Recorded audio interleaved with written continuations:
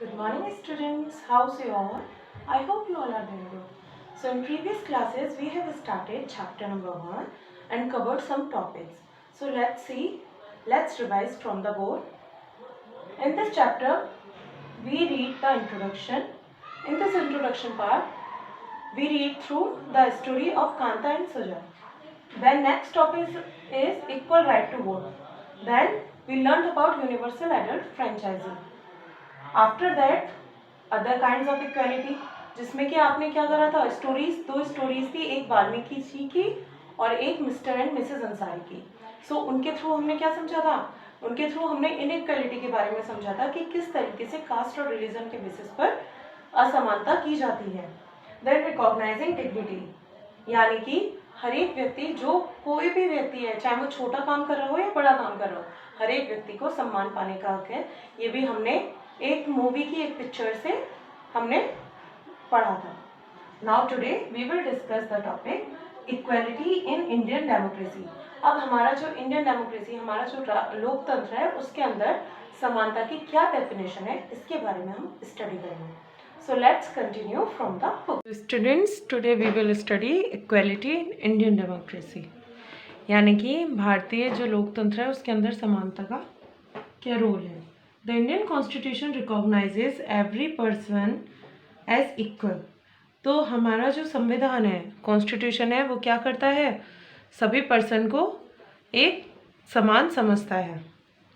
This means that every individual in the country, including male, female persons from all caste, religion, tribes, educational and economic backgrounds are recognized as equal. तो इसका मतलब क्या है, यानी कोई भी व्यक्ति, चाहे वो मेल हो या फीमेल हो, यानी कि मैन या वुमेन कोई भी हो, चाहे वो किसी भी कास्ट का हो, किसी भी धर्म का हो, किसी भी कबीले का हो, चाहे उसने कोई भी एजुकेशन ली हो, कैसा भी उसका बैकग्राउंड हो, उसे समान माना जाएगा. This is not to say that inequality ceases to exist. It doesn't. But at least in democratic India, the principle of the equality of all persons is recognized. यानी कि ये जो इनइक्वालिटी है, ये सिर्फ कहने के लिए नहीं है, एक देश के अंदर कहने के लिए नहीं होती, ये एक्चुअल में होती है. और इस चीज़ को ख़त्म करने के लिए ये सिद्धांत लाया गया है समानता का सभी व्यक्तियों के लिए, ताकि इस चीज़ को बिल्कुल ख़त्म किया जा सके. While earlier no law existed to protect people from discrimination and ill treatment, now there are several that work to see that people are treated with dignity and as equals.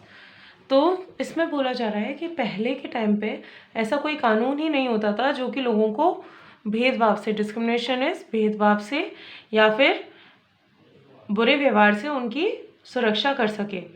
और there are several that work to see people, और बहुत सारे लोगों को क्या करना पड़ता था. अब ऐसे भी लोग हैं जो कि बहुत सम्मान से अब जी रहे हैं और समानता का अधिकार प्राप्त कर रहे हैं. अब देखिए जो पिक्चर दे रखी है आपको, पार्लियामेंट की दे रखी है, जिसमें ये स्टैचूज बने हुए हैं जो कि क्या दिखाते हैं कि सभी लोग क्या हैं, एक समान है, जो कि होल्ड करे हुए हैं वॉल को. Okay, this recognition of equality includes some of the following provisions in the constitution. First, that every person is equal before the law. तो ये जो मान्यता है ये क्या कहती है, include some of the following. क्या कॉन्स्टिट्यूशन के अंदर क्या क्या प्रोविजंस बनाए गए हैं. सबसे पहला है आपका every person is equal before the law, यानी कि कानून की नज़रों में सब समान हैं. What this means is that every person from the president of the country to Kanta, a domestic worker, has to obey the same laws. तो इसका मतलब क्या है, यानी कि चाहे वो एक कंट्री का प्रेसिडेंट हो या फिर वो कांता की तरह कोई घरेलू काम करने वाला इंसान हो, उन सबको इन कानूनों की पालना करनी पड़ेगी. This is your first thing. Okay, the second one is no person can be discriminated against on the basis of their religion, caste, race, place of birth और वेदर दे आर मेल और female. तो दूसरी चीज़ क्या बोली जा रही है आपकी, कि किसी भी पर्सन को उसके जाति, धर्म, जन्म का स्थान, चाहे वो मेल हो या फीमेल हो, इन सब की बेसिस पर किसी भी व्यक्ति के साथ भेदभाव नहीं किया जाएगा.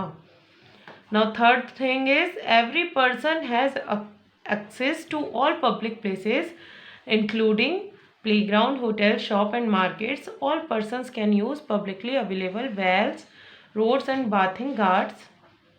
Now third thing क्या है, कोई भी पर्सन कहीं भी पब्लिक प्लेसेस में जा सकता है, चाहे वो प्लेग्राउंड हो, होटल हो, शॉप हो, कोई मार्केट हो, और कोई भी कुएं, तालाब, आपके नहाने के जो घाट्स होते हैं, इसके अलावा आपके रोड्स, किसी को भी यूज़ कर सकता है. And fourth is untouchability has been abolished, यानी कि जो छुआछूत की जो परंपरा है उसे बिल्कुल ख़त्म कर दिया जाना चाहिए. The two ways in which the government has tried to implement the equality that is guaranteed in the Constitution is first through laws and second through government programs और schemes to help disadvantaged communities. देखो, जो दो तरीके government ने apply करे, सबसे पहला तरीका तो क्या किया, कानून के द्वारा, संविधान में जो कॉन्स्टिट्यूशन में आपके जो कानून बने गए उसके द्वारा इन चीज़ों को ख़त्म करना, और दूसरा कुछ गवर्नमेंट प्रोग्राम्स रन करके ये जो कम्युनिटीज़ है डिसएडवांटेज, जिनको लाभ नहीं मिल पा रहा है, उनकी हेल्प करना. There are several laws in India that protect every persons right to be treated equally.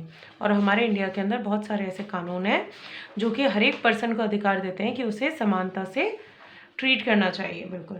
In addition to laws, the government has also set up several schemes to improve the lives of communities and individuals who have been treated unequally for several centuries.